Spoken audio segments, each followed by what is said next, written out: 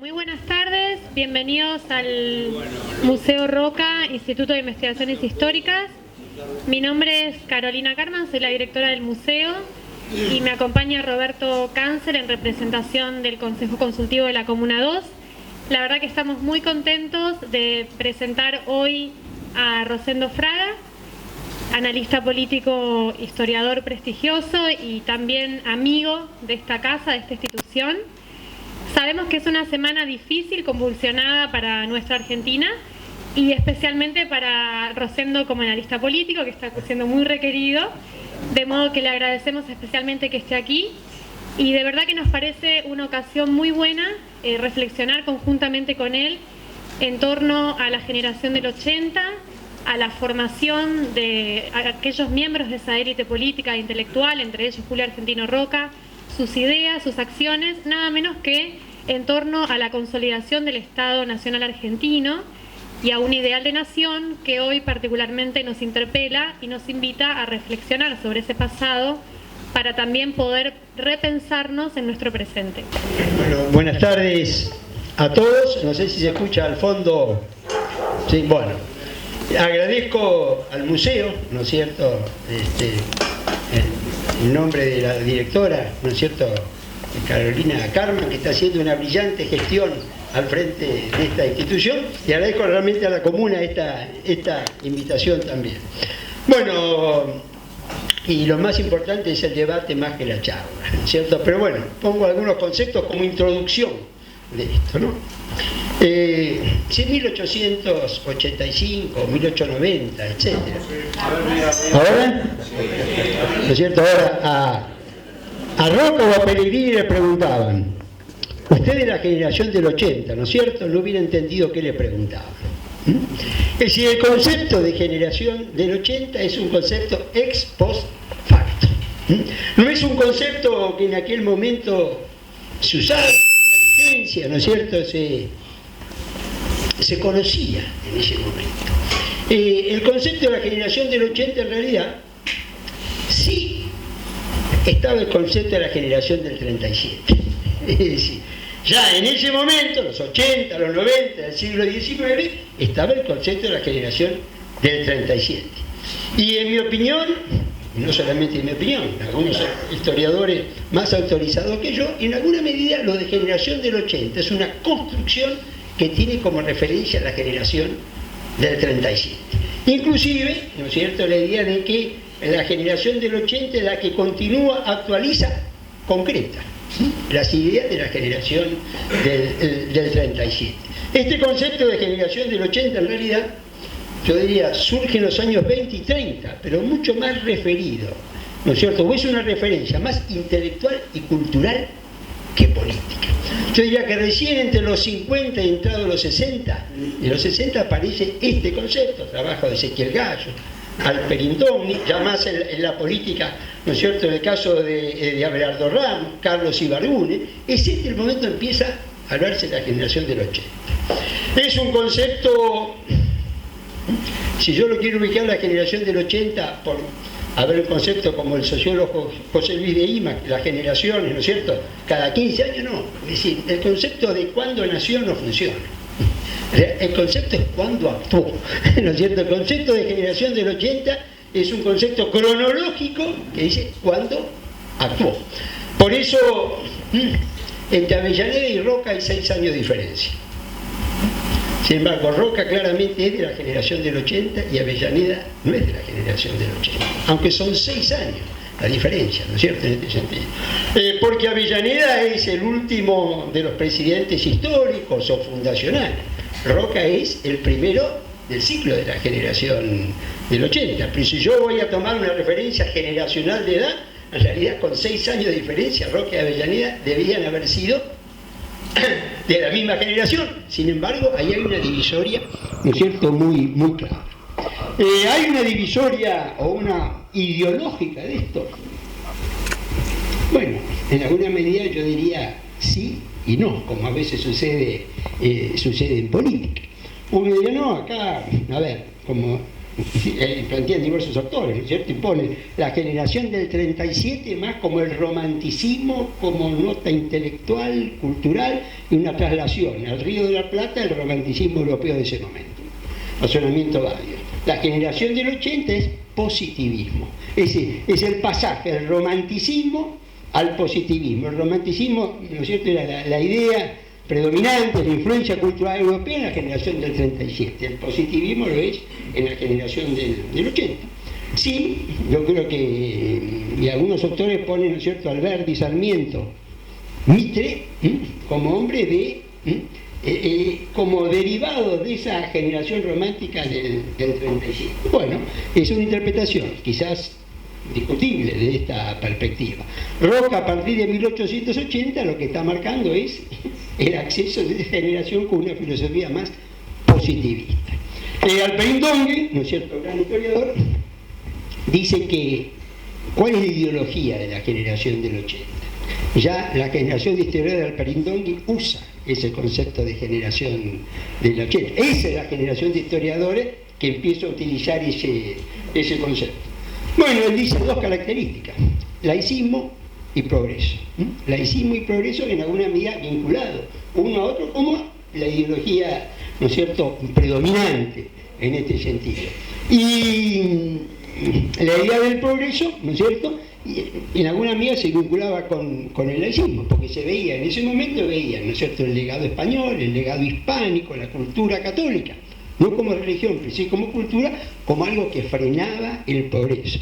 Están, por ejemplo, ¿no es cierto?, aunque son, digamos, pregeneración del 80, pero expresan el pensamiento del 80, ¿no es cierto?, la visión de Sarmiento sobre la España católica. Entonces, en Viaje, donde dice, mire, España es un pedazo de África que está corrido a Europa, ¿no es cierto? Es decir, esa visión, no, dice, esta parte de Europa es África, no nos confundamos. Es decir, bueno, esto un poco más allá, que hoy nos puede parecer ridículo, pero tratar de entender qué es lo que, ¿no es cierto?, lo que se ve.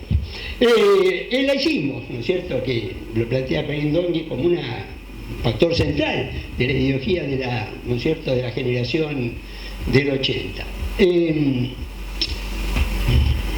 No me acuerdo del apellido, pero el representante, la máxima autoridad de los salesianos en Argentina, en la primera presidencia de Roca, 80-86, digamos, el representante de Don Bosco, y a través de quién Roca se relacionaba con Don Bosco, le manda una carta a Don Bosco y dice, mire, esta gente muy rara.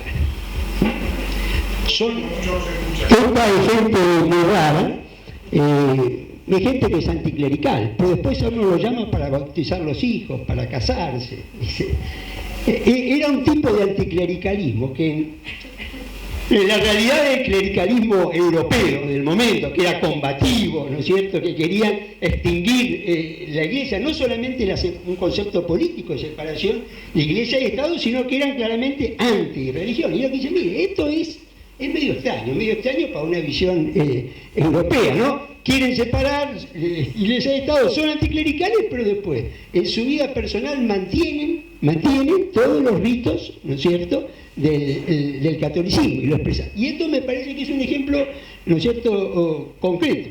Todos los críticos de Roca en su primera presidencia, ¿no es cierto?, en el conflicto con la Iglesia, que jugó un papel muy importante, ruptura de relaciones con el Vaticano, expulsión de luz, etc. Bueno, ¿qué es lo que decían los críticos y los líderes católicos críticos de Roca? A Roca le importa nada esto de la religión, el clerical. Roca es un oportunista, lo único que quiere es construir su poder. Y si para construir su poder tiene que ser anticlerical, es anticlerical. Si para construir el poder tenía que transformarse en católico, se transformaría en católico. Eso ya los críticos, es decir, no es una convicción ideológica, es un tema político, ¿no es cierto?, en este momento. Y me parece que esa hay que tenerlo presente, porque podía haber gente ya mucho más, y esa es la que predominaba en la generación del 80. Podemos encontrar a alguien como Eduardo Wilde, que sí, tiene una posición ideológica al estilo del anticlericalismo, ¿no es cierto?, europeo, el segundo ministro de Educación, ¿no es cierto?, de Roca. Pero todo esto tampoco es tan organizado como parece. Roca llega al poder en 1880 y elige su ministro Lo que era en aquel momento de justicia, culto e instrucción pública. Eran 5 ministerios, educación estaba junto con culto e instrucción pública. Y elige al senador Manuel Dídimo Pizarro, fervoroso católico en la polémica sobre el laicismo.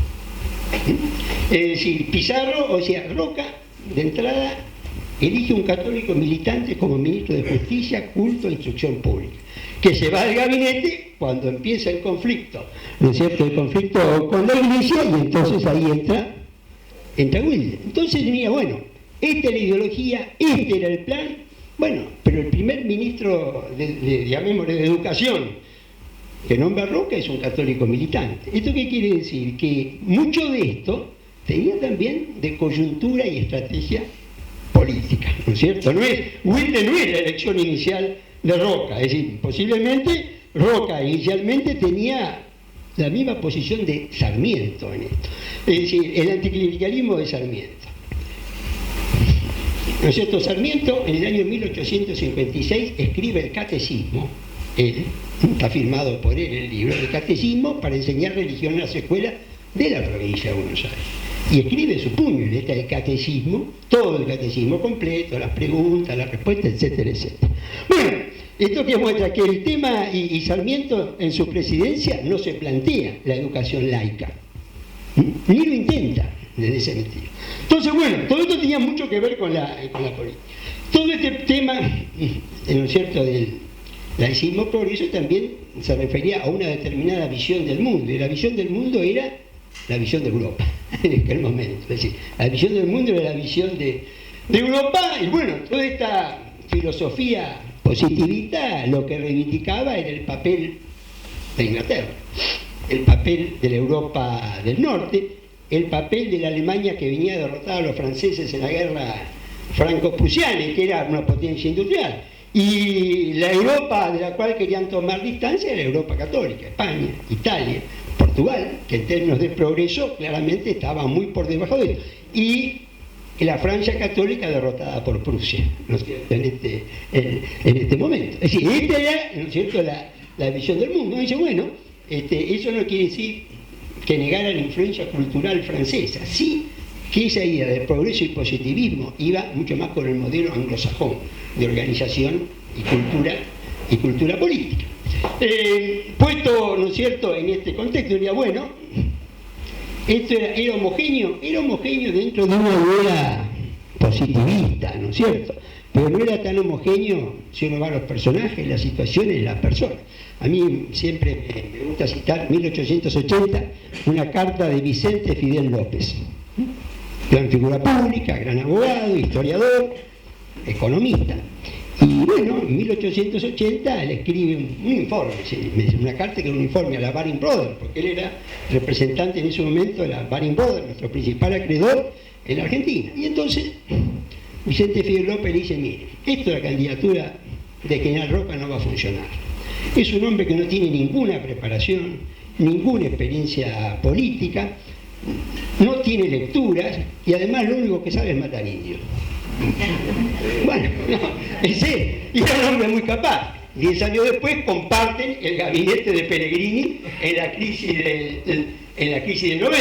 Digo esto porque a veces la historia reconstruye y encuentra lógicas, encuentra procesos, y en el fondo cuando uno baja más a lo cotidiano, esos procesos se van haciendo a veces mucho más sobre la marcha, las personas, ¿no es cierto?, los incidentes, la suerte, la mala suerte, terminan modelando esto. Ahora, uno podría organizar y decir, bueno, la generación del 37 son las ideas. Esas ideas tienen una primera concreción en la organización nacional, la Constitución del 53, las presidencias históricas o fundacionales, ¿no es cierto?, es decir, sobre todo la de Mitre, Sarmiento, ¿no es cierto?, Mitre, Sarmiento, Avellaneda, en alguna medida en la Constitución, la de Urquiza. A partir del 80 entramos en el periodo de la generación del 80, que lo podríamos poner, bueno, un cuarto de siglo largo, ¿no?, hasta la ley Sáenz Peña, ¿no es cierto? En última instancia, bueno, tanto Sáenz Peña como Victorino de la Plaza, como periodo de actuación, son figuras públicas de la generación del 80. Evidentemente la figura política dominante es Roca. Es presidente 12 años, 80-86, 98-904, es un cuarto de siglo en el cual Roca domina, ¿no es cierto?, la escena política.